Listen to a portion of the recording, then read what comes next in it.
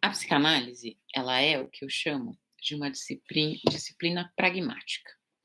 Uma disciplina pragmática quer dizer o seguinte, que ela foi construída, a teoria psicanalítica foi construída a partir da experiência, notadamente a experiência clínica. Então, o Freud, que é o principal autor da psicanálise, não era um filósofo contemplativo. Ele podia até ser filósofo, mas não era contemplativo. E o que que seria para mim um filósofo contemplativo? Seria alguém que vai lá refletir sobre a realidade das coisas e volta com um conceito que ele tenta aplicar na realidade. O Freud é um pensador pragmático. O que que eu chamo de pragmatismo? É alguém que olha como está funcionando e aí depois pensa assim: como é que eu vou explicar isso? Como é que eu explico o que está funcionando? Oi, Eduardo, querido, boa noite. Bom saber que você está aqui. Como é que eu explico isso que eu estou vendo? Então, não tem uma coisa assim do tipo: eu quero que você se encaixe na minha teoria. Tem alguma coisa assim: eu quero desenvolver uma teoria que explique o fenômeno que eu estou observando. Então, a primeira coisa que a gente tem que saber da teoria psicanalítica é que ela não é um processo de idealização, ela é um processo de observação. Em que isso é importante?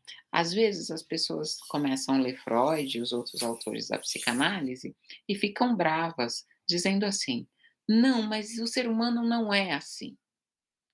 Olha, o ser humano não é totalmente assim, mas ele é assim também. A proposta do Freud é justamente que o que ele está descrevendo não é o que nós temos como potencial humano, mas o que nós temos sido na sua observação clínica.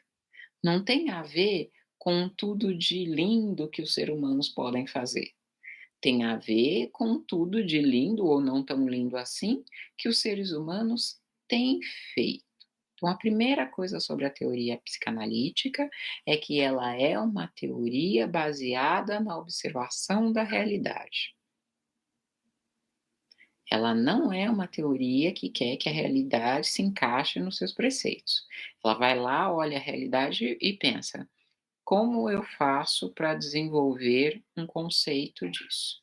Isso é importantíssimo para nós, porque todas as críticas, todas não, mas a maior parte das críticas que eu escuto sobre a teoria psicanalítica ou sobre a teoria dos psicanalistas, geralmente cai nesse lugar de eu não sou assim.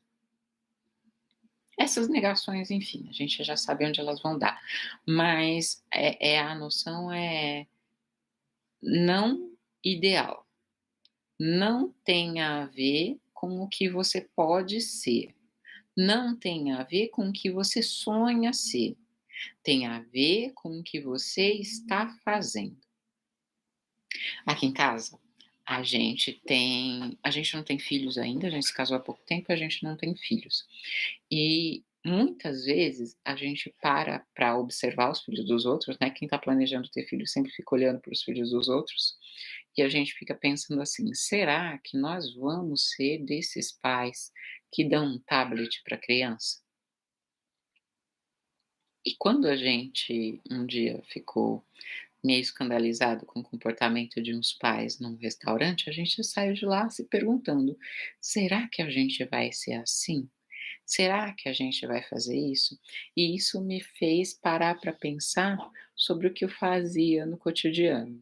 Quantas horas eu leio, quantas horas eu fico no celular? Será que uma criança que não tem referencial nenhum, me observando, ela ia ter mais interesse por livro ou ela ia ter mais interesse por série, por joguinhos de celular, por seja lá o que for? O convite do pensamento freudiano é esse: eu tenho de mim o ideal de que eu sou uma boa leitora. de que eu leio com frequência, de que eu leio temas variados, que eu me interesso muito por música. Eu gosto de ópera, eu não gosto de música americana. O Sérgio gosta, eu não gosto de música americana. Será que isso ia aparecer? Ou será que a minha criança ia pensar: "Não, mas ela fica muito tempo nesse celular, então é disso que ela de verdade gosta".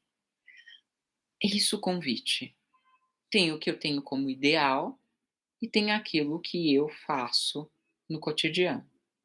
A psicanálise, ela se detém a observar o que eu faço.